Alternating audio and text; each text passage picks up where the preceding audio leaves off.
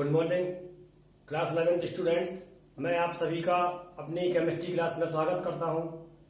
Dear students, सबसे पहले मैं आपको क्लास 10th में आपकी शानदार सफलता के लिए शुभकामनाएं देता हूं। साथ ही अपने चैनल के रूबरू प्रोग्राम में एवं कक्षा 11 में आपका स्वागत करता हूं। डियर स्टूडेंट्स, क्लास 11th में प्रवेश के साथ ही आप जीवन के एक प्रतियोगी युग में प्रवेश करते हैं, जहां आपको अपने विषय में अच्छे मार्क्स लाने के साथ साथ अपने विषय पर अच्छी कमांड की आवश्यकता भी होती है। डियर स्टूडेंट्स, कई बार देखने में आता है कि कुछ एवरेज स्टूडेंट्स जो एकेडमिक एग्जाम्स में अच्छा नहीं कर पाते हैं, वो कॉम्पिटिशन्स एग्जाम में बड़ी आसानी से सफल हो जाते हैं, और इसके विपरीत कुछ रैंकर्स स्टूडेंट्स कॉम्पिटिशन्स एग्जाम में फाइट भी नहीं कर पाते हैं। तो स्टूडेंट्स, ऐसी स्थिति में ही कहा जाता है marks are not the criteria of intelligency and we can not determine the intelligency of a person by their marks. हम किसी व्यक्ति की बुद्धिमत्ता का निर्धारण उसके द्वारा प्राप्त किए गए नंबरों के आधार पर नहीं कर सकते। तो डियर स्टूडेंट्स, मैं आपसे कहना चाहता हूं, अभी आपके पास पर्याप्त समय है। आपने अभी क्लास 11th में एडमिशन लिया है। आप अपने विषय पर अच्छी कमांड बनाएं। आपकी प्रत्येक विषय पर अच्छी ग्रिप होनी चाहिए, जिससे कि आप न केवल एकेडमिक एग्जाम्स में बल्कि कॉम्पिटिशन्स एग्जाम में भी सफल हो सकें। इसीलिए कहा जाता है knowledge is the power, not marks is the power. इसी क्रम में मैं आपसे रसायन विज्ञान का अध्ययन कैसे करूं पर विस्तृत चर्चा करूंगा। तो सबसे पहले मैं शुरू करता हूं रसायन विज्ञान। क्या रसायन विज्ञान एक टफ विज्ञान है या रसायन विज्ञान का अध्ययन कठिन है? तो डियर स्टूडेंट्स, ऐसा कुछ नहीं है कि रसायन विज्ञान एक टफ है या रसायन विज्ञान हम याद नहीं कर सकते या रसायन विज्ञान समझ में नहीं आते। रसायन विज्ञान बिल्कुल सरल और एक सामान्य सा विषय है, जिससे हमें डरने की आवश्यकता नहीं है। सिर्फ दिक्कत कहां पे आती है? दिक्कत आती है हमारे पढ़ने की टेक्निक पर। जैसा कि आप क्लास 11th में पढ़ते हैं, for maximum range theta equals to 45, अर्थात जब थीटा 45 होता है तब आपको मैक्सिमम परास प्राप्त होती है। इसी प्रकार यदि आप सही टेक्निक से, सही दिशा में, सही बुक्स से और सही ग्रुप के साथ अपनी स्टडी करते हैं, तो निश्चित रूप से आप रसायन विज्ञान में अपनी अच्छी पकड़ या ग्रिप बना लेते हैं। डियर स्टूडेंट्स, अब मैं सबसे पहले आपसे आपके सिलेबस के बारे में बात करता हूं। तो डियर स्टूडेंट्स, क्लास 11th में एनसीईआरटी पैटर्न लागू हो गया है। यह पैटर्न न केवल यूपी में बल्कि देश के अधिकांश राज्यों में लागू है, जिससे कि पाठ्यक्रम की एक रूपता बनी रहे। एनसीईआरटी पाठ्यक्रम में रसायन विज्ञान की 2 पुस्तकें हैं, रसायन विज्ञान भाग 1 और रसायन विज्ञान भाग 2। दोनों पुस्तकों में 7-7 चैप्टर हैं। अतः आपके क्लास 11th के सिलेबस में कुल 14 चैप्टर हैं। इन 14 चैप्टर्स को हम 4 प्रकार की रसायन में विभाजित कर सकते हैं। सबसे पहली रसायन है सामान्य रसायन, दूसरी अकार्बनिक रसायन, तीसरी भौतिक रसायन और चौथी कार्बनिक रसायन। अब हम बात करते हैं सबसे पहली सामान्य रसायन के बारे में। सामान्य रसायन रसायन विज्ञान का सबसे बड़ा पोर्शन है। इसमें लगभग 5 चैप्टर हैं और यह चैप्टर कुल 23 नंबर के आते हैं, अर्थात सामान्य रसायन 23 नंबर की आती है। इसमें जो चैप्टर है मैं उनका क्रम आपको बता दूं। सबसे पहला है चैप्टर 1, फिर 2, फिर 4, फिर 8 और फिर 14। कुल 5 चैप्टर हैं। इन चैप्टर्स के अध्याय के अनुसार या चैप्टर के अनुसार मार्क्स निर्धारित है। जैसे पहला चैप्टर रसायन की अवधारणा 5 नंबर का है। दूसरा चैप्टर परमाणु संरचना 6 नंबर का है। चौथा चैप्टर रासायनिक आबंधन 5 नंबर का आता है।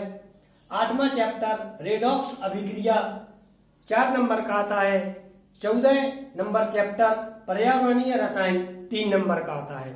इस प्रकार सामान्य रसायन कुल 23 नंबर की होती है, जो कि काफी बड़ा भाग है।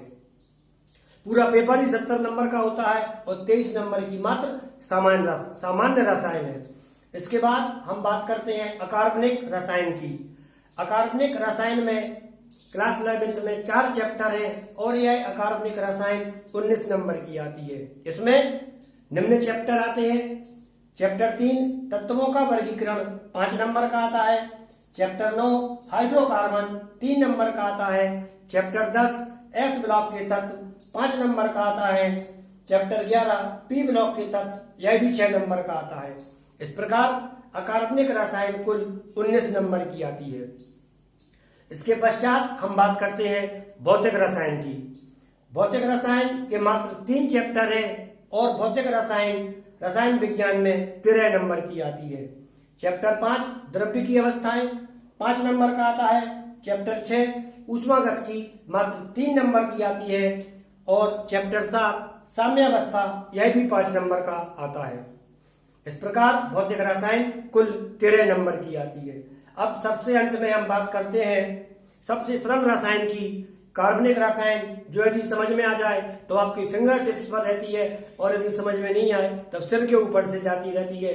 लेकिन कार्बनिक रसायन एक सरल रसायन है जिसको सिर्फ एक बार समझना है, थोड़ा सा सिर्फ इसको याद करना है। कार्बनिक रसायन हमेशा फिंगर टिप पर चलती है।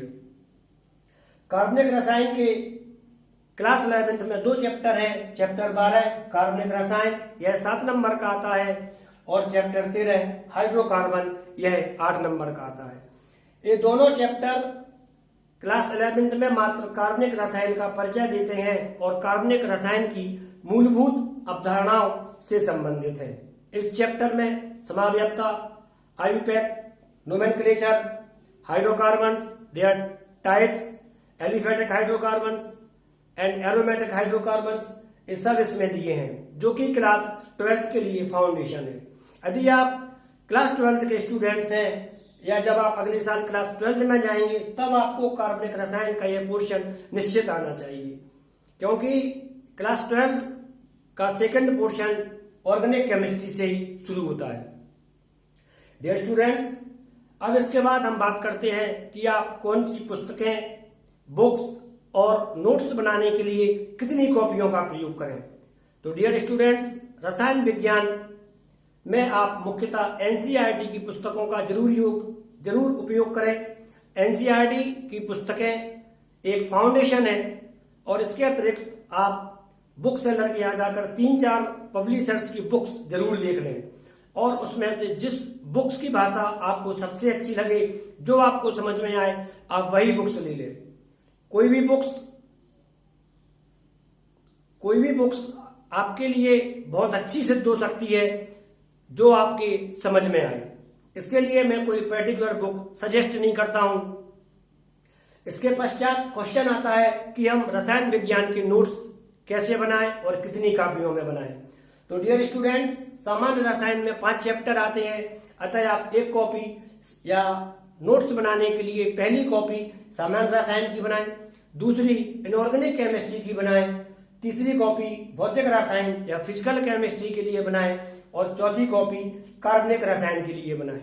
इन चारों कॉपियों में आप क्लास 12th में आने के बाद क्लास 12th का भी लिख सकते हैं। अब इसके बाद क्वेश्चन आता है कि इन कॉपियों का उपयोग कैसे किया जाए। तो इन कॉपियों का उपयोग करते समय मैं आपको यह बताना चाहता हूं कि जैसे ही कोई एक चैप्टर आपका समाप्त हो जाता है उसके बाद आप 4 या 5 पेज ब्लैंक छोड़ दें। पेज ब्लैंक छोड़ने का तात्पर्य इसलिए है कि यदि हमें भविष्य में इन चैप्टर से संबंधित कोई नई जानकारी प्राप्त होती है तो हम इन ब्लैंक पेज में वह जानकारी लिख सकें। कोई महत्वपूर्ण सूत्र मिल जाता है, कोई महत्वपूर्ण क्वेश्चन मिल जाता है, वो सब हम इस ब्लैंक पेज में लिख सकते हैं। डियर स्टूडेंट्स, अब हम क्लास 11th में आने वाले प्रश्न पत्र के स्वरूप की चर्चा करेंगे। तो डियर स्टूडेंट्स, जैसा कि डिवीजन ऑफ मार्क्स बताया है, सामान्यतः मैं नहीं कह सकता कि कोई भी विद्यालय इसका पूरी तरह से पालन करता होगा। 1 या 2 क्वेश्चन ऊपर नीचे हो जाते हैं, किसी यूनिट से ज्यादा आ जाता है, किसी यूनिट से कम हो जाता है, लेकिन रसायन विज्ञान के एक मानक प्रश्न पत्र में हमें 21 प्रश्नों के आंसर देने होते हैं, जिनमें से पहला प्रश्न बहुविकल्पीय होता है और यह 6 नंबर का होता है। इसके पश्चात 2-2 नंबर के 8 क्वेश्चन आते हैं, 3 नंबर के 4 क्वेश्चन आते हैं, इसी प्रकार 4 नंबर के भी 4 क्वेश्चन आते हैं और 5 नंबर के भी 4 क्वेश्चन आते हैं। अतः कुल क्वेश्चंस की संख्या 4 + 4 + 4 = 12 प्लस 2 नंबर के 8 क्वेश्चन 20 + 1 बहुविकल्पीय 21, कुल 21 क्वेश्चंस के आंसर आपको देने होते हैं। किंतु मानक यह भी कहता है कि चोरी के पेपर में कम से कम या न्यूनतम 12 नंबर के न्यूमेरिकल्स जरूर पूछे जाएं। स्टूडेंट्स, इसके बाद हम आपसे बात करते हैं सबसे महत्वपूर्ण पॉइंट पर कि हम रसायन विज्ञान का अध्ययन कैसे करें, कि हम रसायन विज्ञान पर अपनी ग्रिप बना सकें, पकड़ बना सकें। तो स्टूडेंट्स, सबसे पहले मैं आपसे कहना चाहूंगा कि आप 7 दिन में या 1 हफ्ते में जितनी भी आपकी क्षमता हो, 3 दिन, 7 दिन, 15 दिन, 1 महीने, आपकी जितनी क्षमता है, आपने इतने दिन में जितनी स्टडी केमिस्ट्री की है, आप उतने समय का एक महत्वपूर्ण अभिक्रियाओं का या महत्वपूर्ण प्रश्नों का एक चार्ट बना लें। जैसे कि ये एक चार्ट है जो कि इनऑर्गेनिक केमिस्ट्री से संबंधित है। इसमें स्टूडेंट्स ने हफ्ते में पढ़ी हुई रिएक्शंस को लिखा है। इसमें hydrocarbon, combustion reaction, displacement reaction, metallurgy, roasting, calcination, smelting, chemical properties of metals, purification of metals, इन सब को संक्षिप्त रूप में लिखा है। यह आपका क्विक रिवीजन चार्ट कहलाता है। इस चार्ट को आप अपनी स्टडी टेबल पर, गिलास के नीचे या अपने स्टडी टेबल के सामने लगा लें। आप जितनी बार भी स्टडी टेबल पर बैठेंगे, आपको उतनी बार रिवीजन होता जाएगा। इसके पश्चात कुछ टॉपिक ऐसे होते हैं जो आपको पढ़ने में काफी अच्छे लगते हैं। आप वो टॉपिक निकाल लें और उन टॉपिक्स पर अपना प्रोजेक्ट बनाएं। प्रोजेक्ट इस तरह से बनाना है, जैसे मेरा एक स्टूडेंट था, उसको ऑर्गेनिक रिएक्शंस या नेम रिएक्शंस काफी अच्छी लगती थी, तो उसने इस पर एक चार्ट बना दिया। सॉरी, चार्ट नहीं, प्रोजेक्ट। उसने 10-15 पेज में सिर्फ नेम रिएक्शन ही लिख दी। और ऐसी कोई नेम रिएक्शन नहीं है जो बोर्ड परीक्षा में आए और इस प्रोजेक्ट के बाहर से आए। इसको बहुत अच्छा नाम दे दिया उसने, fundamentals of organic reactions and name reaction. इस तरह से हम प्रोजेक्ट बनाकर वे स्टडी कर सकते हैं। इसके पश्चात तीसरी चीज आती है पीडीएफ फाइल। तो डियर स्टूडेंट्स, हम जो नोट्स बनाते हैं या अपने प्रोजेक्ट बनाते हैं, हम उनकी पीडीएफ फाइल बनाकर ग्रुप्स में अपने दूसरे दोस्तों के पास सेंड कर सकते हैं, जिससे उन्हें भी हमारे मेहनत का कुछ लाभ मिलेगा और उनकी मेहनत बच जाएगी। वो कम समय में ज्यादा विषय का अध्ययन कर पाएंगे। जैसे एक आवर्त सारणी की पीडीएफ फाइल है, जिसमें कि आवर्त सारणी को किताबों के आधार पर नहीं, बल्कि इस स्टूडेंट्स ने जैसा समझा है उसके आधार पर लिखा है।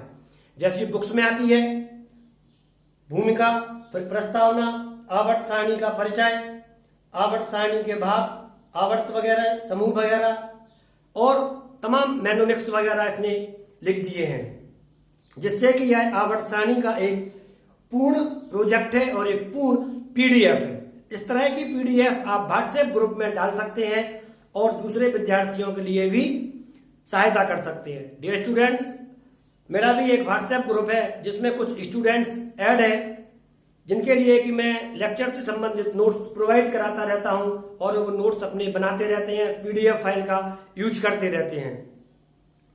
इसके पश्चात स्टूडेंट्स, मैं आपसे अंत में चलते चलते मैं सिर्फ यही बोलना चाहूंगा कि एक स्वस्थ शरीर में ही स्वस्थ मस्तिष्क का निवास होता है और उत्कृष्ट श्रेणी का मस्तिष्क खेल मैदानों में पाया जाता है।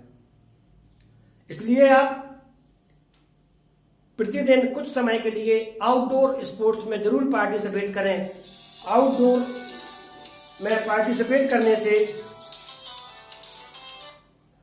जहां एक ओर आपका स्वास्थ्य भी ठीक रहता है, तो वहीं दूसरी ओर आप काफी कुछ सीखते भी हैं। जैसे यदि आप क्रिकेट खेलते हैं तो क्रिकेट खेलने से कंसंट्रेशन बढ़ती है, हमारी निगाह पूरी तरह से बॉल पर रहती है जब तक हम क्रिकेट खेलते हैं। यदि हम फुटबॉल खेलते हैं तो फुटबॉल खेलने के साथ हमारी पावर बढ़ती है और साथ ही डिसीजन मेकिंग पावर भी बहुत ही स्ट्रांग होती है कि हमें किस खिलाड़ी के पास बॉल फेंकना है और किस खिलाड़ी को हमें बॉल देना है जिससे कि वह आगे गोल तक पहुंच पाए और कहीं वह ऑफ साइड में तो नहीं करा है। इस तरह के तमाम डिसीजन हमें काफी कम समय में लेने पड़ते हैं। तो डियर स्टूडेंट्स, आशा है आपको यह समझ में आ गया होगा कि रसायन विज्ञान का अध्ययन कैसे करेंगे। आप इसका निसंदेह फायदा उठाएंगे, लाभ उठाएंगे और आशा है मेरे channel Jaiswal chemistry and science class से भी जुड़े रहेंगे, जिससे कि आप निरंतर नए नए वीडियो पाते रहेंगे। मेरे वीडियो कम समय के हैं और इनमें मेरा विश्वास बातें कम और काम ज्यादा पर है, अतः आप कम समय में इनसे ज्यादा लाभ प्राप्त कर सकते हैं। धन्यवाद।